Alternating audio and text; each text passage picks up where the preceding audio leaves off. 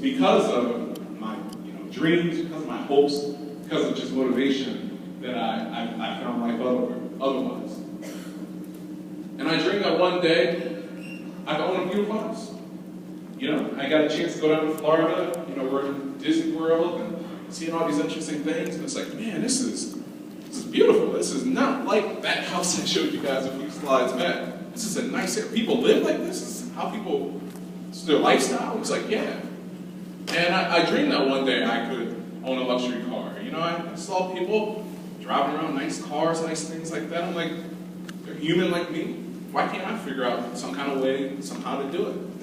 And all my life, since I was 12 years old, I had a job. My mom was working at a catering place. They were, did catering, banquets and weddings and things like that.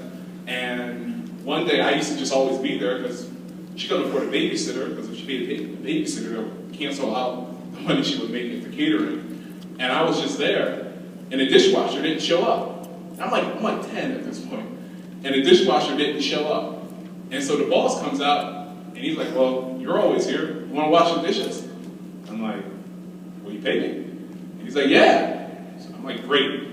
And so at 10 years old, this is like, thinking back on it, it's way illegal. At 10 years old, I'm washing dishes at this catering place, getting paid. And I learned the value of making my own money. And I liked it. And so I stuck with it. And it allowed me to dream. And one of the things that I used to see him do, the guy who owned the catering place, now again, I worked there for a few years, so I'm like about 13 at this point. And I would see this guy pull out this wad of money when it came time to pay everybody. This was a cash business. So when it came time to pay, he would hand, my mom, I think she made like 30 or 35 bucks, pay her 35 bucks, paid me my money, paid all the other workers, pay everybody their money. He had a big wad. But then after it was all said and done, he had the same wad, put it back in his pocket. I'm like, man, I need to find out what he's doing. And he started doing a catering business. And from that point on, it is what it really inspired me to say, you know what, I think this entrepreneurship route is the way to go. I know that you can take some illegal means, I know you can do different things like that, but I really need to figure out how to start my own business. I didn't know how, I didn't know what to do. And so for years, high school, I was, some of the adults in here are going to laugh, I was a part of like Amway, I was a part of prepaid legal, at like 16, just trying to figure it out, like, okay, let me figure out how to make some money. And I really just kept my thinking cap on.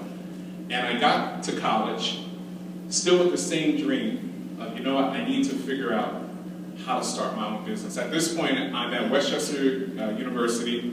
It's based in Pennsylvania. It's a state school. And I'm there, and I just did an internship at McNeil Pharmaceuticals. They're a part of the Johnson & Johnson family. They make Tylenol, Motrin, and all those things. And I'm there, and I'm making great money. I'm making about, I think it was $22.50 an hour, which is good money. I'm like 19 years old at the time. But it still wasn't what I really wanted. I still had that dream of starting my own business, figuring it out, working for myself. And I said, you know what? I made some money there, I saved up my money. I said, now it's time. And so my junior year of college, I said, you know what? I'm going to start selling on eBay, and I'm going to start selling at flea markets. And so, because you guys have flea markets around here? And you see some of the stuff that they sell there, selling clothes or shirts or selling electronics or Beats by Dre headphones and all these different things. And I said to myself, all right, I know these guys they're not like a church, they're not doing this for, just a good cause. They're selling this stuff because they're making some money. I don't know where they're getting it from, how they're getting it, how they're getting money for it, but however they're doing it, I want to figure it out myself. And so I rented a tape at a flea market. I found some suppliers selling these, the first item that I was selling was these Ralph Lauren polo shirts. They were selling on average in flea markets and on eBay at the time for about 40 bucks. And I found somebody willing to sell them for $28. You had to buy about 100 of them, but they were willing to sell for $28 per shirt.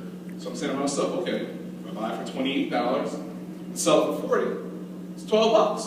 That's a profit, right? Anybody here know how to do math? That's a profit.